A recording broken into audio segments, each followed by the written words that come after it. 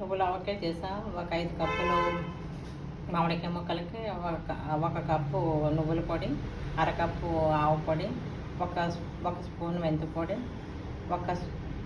కొంచెము వెల్లుల్లిపాయలు దంచినవి కొన్ని, పచ్చి ఎల్లిపాయలు కొన్ని, ఆయిల్ 1 కప్పు అన్నీ వేసి కలుపుకొని పెట్టుకున్న ఉప్పు. నువ్వుల ఆవకాయ రెడీ. మామిడికాయ పచ్చడి చేస్తాం చిన్న ముక్కలతో.